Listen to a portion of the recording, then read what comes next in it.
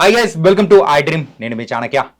LIC policies గురించి మనం వింటూ ఉంటాం. కాకపోతే రీసెంట్గా ఎల్ఐసి పాలసీస్లో కూడా ఒక కొత్త రకమైన ప్లాన్ అనేది కూడా వచ్చిందంటారు. మరి ఆ ప్లాన్ ఏంటి, దానివల్ల మనకు బెనిఫిట్ ఏదైనా ఉందా లేదా, దాని గురించి ఇన్ డీటెయిల్గా మనకు అందరికీ చెప్పడానికి, ఎక్స్ప్లెయిన్ చేయడానికి ఇప్పుడు మనతో పాటు కూడా మన పర్సనల్ ఫైనాన్షియల్ అడ్వైజర్ విజయ్ కర్ణ గారు కూడా ఉన్నారు. మరి ఆయన అడిగి తెలుసుకుందాం. Hi sir. హలో అండి.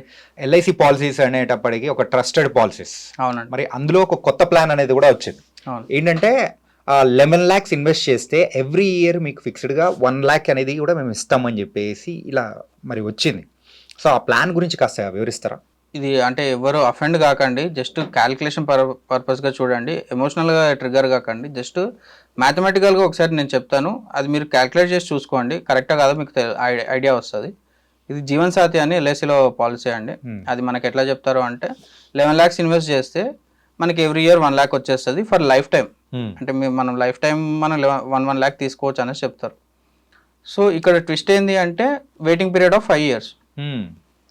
ఈ రోజు నేను 11 lakhs ఇన్వెస్ట్ చేసి 1 year తర్వాత నేను 1 lakh తీసుకున్నాను అనుకోండి, అప్పుడు మనం ఎగ్జాక్ట్ పర్సెంటేజ్ వైజ్ చూసుకుంటే 9% మనకు వర్కౌట్ అవుతున్నట్లు అక్కడ. అంటే మనకి మ్యూచువల్ ఫండ్లో 15%, 12% అని చెప్తాం కదా, ఇక్కడ మనకి 9% వచ్చినట్లు.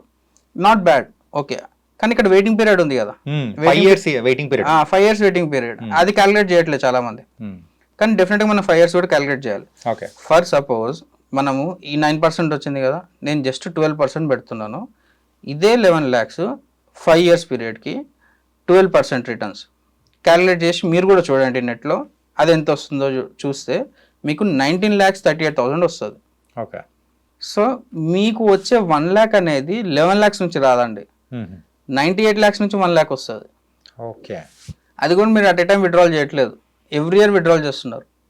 అంటే 19,38,000 వెళ్ళి 1 lakh ఈ 6th year విత్డ్రాల్ చేస్తారు. 7th yearకి మళ్ళీ దాని మీద కొంచెం క్యాపిటల్ అప్రిసియేషన్ అవుతుంది కదా, దాని మీదకి వెళ్ళి మళ్ళీ 1 lakh విత్డ్రాల్ చేస్తారు. అట్లా లైఫ్ టైం మీరు విత్డ్రాల్ చేసుకుంటూ పోతారు.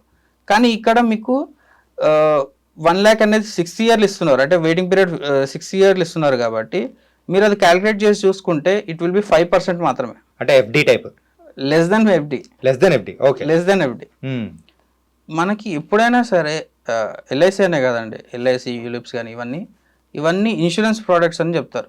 అంటే దీన్ని ఇంక్లూడ్ ఒక 50 lakhs కానీ 10 lakhs 20 lakhs ఈ పీరియడ్లో ఇక్కడ ఎవరికి ఏమైనా సరే మీకు ఈ కవర్ వస్తుంది అనేసి చెప్తారు. నేను ఇంతకుముందు కూడా ఈ టాపిక్ చెప్పానండి.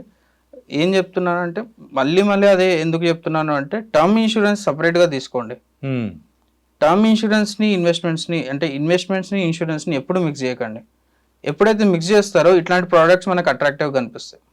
ఇప్పుడు జనరల్గా మీరే వచ్చి నన్ను అడిగితే 11 lakhs invest every year 1 lakh ఇస్తానంటే నాకే మంచిగా అనిపిస్తుంది యాక్చువల్గా, క్యాలిక్యులేట్ చేయకముందు. కానీ ఇన్ డీటెయిల్గా పోయి చూస్తే 5 years waiting period, 5 years waiting తర్వాత నాకు వచ్చేది 1 lakh అని క్యాలిక్యులేట్ చేసుకుంటే 5% మాత్రమే రిటర్న్స్. యూజువల్గా అక్కడ మార్కెటింగ్ స్ట్రాటజీ అనుకోవాలో లేకపోతే సంథింగ్ తెలియదు, కానీ సో మెయిన్గా మన హ్యూమన్ సైకాలజీ ప్రకారం ఫోకస్ చేసేది ఏంటంటే 11 lakh ఇన్వెస్ట్ చేస్తే అరే ఎవ్రీ ఇయర్ 1 lakh వస్తుందని మనం హైలైట్ చేస్తున్నాం. ఈ వెయిటింగ్ పీరియడ్ అనేది మాత్రం చాలా మంది మర్చిపోతున్నారు. అది ఒక్క పాయింట్ అనేది కూడా చూసుకోవాలి.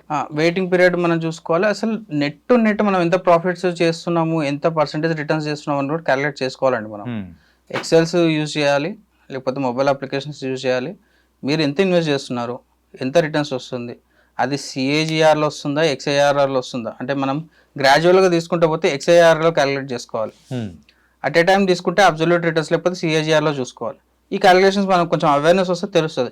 కానీ వన్స్ ఇవి తెలుసుకున్న తర్వాత చాలా అమౌంట్ సేవ్ చేసుకుంటారండి మీరు. సేవింగ్ పక్కకు పెడితే నష్టపోవడం అయితే డెఫినెట్గా ఆగిపోతుంది. ఒక్కసారి ఒక రాంగ్ పాలసీలో మీరు ఎంటర్ అయ్యారనుకోండి, రాంగ్ ఇన్వెస్ట్మెంట్స్లో ఎంటర్ అయ్యారనుకోండి, lakhsలో నష్టపోతారు. అంటే ఒక హ్యూమన్ లైఫ్లో 5 lakhs నుంచి 10 lakhs ఒక హ్యూమన్ లైఫ్లో అతను ఇట్లాంటి రాంగ్ పాలసీస్ కానీ, అంటే అవసరం లేని పాలసీస్లో ఇన్వెస్ట్ చేశారనుకోండి, అది రికవర్ చేయడం చాలా ఇబ్బంది అండి వాళ్ళకి. ఎందుకంటే ఇన్వెస్ట్ చేసేటప్పుడు చాలా హోప్స్తో ఇన్వెస్ట్ చేస్తారు, కానీ అది వచ్చేటప్పుడు ఆ అమౌంట్ దేనికి సరిపోతుందో అని చూసుకుంటే దేనికి సరిపోదు మళ్ళీ. సో ఈ మిస్టేక్స్ అనేది మనం చేయొద్దండి. మీరు డెఫినెట్గా టర్మ్ ఇన్సూరెన్స్ విల్ బి సపరేట్గా తీసుకొని, టర్మ్ ఇన్సూరెన్స్కి డెఫినెట్గా మనం డిసిప్లిన్డ్గా మనం మెయింటైన్ చేసుకుంటా మిగతాది ఎక్కువ రిటర్న్స్ వచ్చేది. మ్యూచువల్ ఫండే కాదు, ఏదైనా సరే 12%, ఏదైనా మనకి 7-8% కంటే అబ్బో వచ్చేది ఎక్కడైనా సరే ఇన్వెస్ట్ చేయండి. కానీ లెస్ దెన్ 7% ఇస్తుంటే మీకు ఇన్ఫ్లేషన్ కూడా బీట్ చేయదు కదా. సో లెస్ దెన్ 7% వచ్చిన ప్రోడక్ట్స్ అన్నిటిని అవాయిడ్ చేసేయండి. Term insurance will be like అది డెఫినెట్గా ఫస్ట్ స్టెప్. సెకండ్ స్టెప్ వచ్చేసి ఇన్ఫ్లేషన్ కంటే అబ్బో వచ్చేది తీసుకుంటే డెఫినెట్గా ఫినాన్షియల్ జర్నీ అనేది will be smoother and it will be more profitable definitely. ఏంటంటే మెయిన్గా ఈ పాలసీ గురించి బోల్డ్ అనే డౌట్స్ అనేది కూడా ఉన్నాయి. ఆ డౌట్స్ని కూడా చాలా చక్కగా క్లారిఫై చేశారు. So thank you so much. Thank you అండి.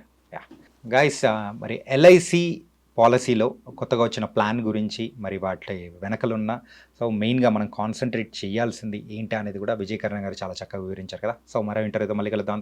అంతవరకు take care. This is your Chanakya.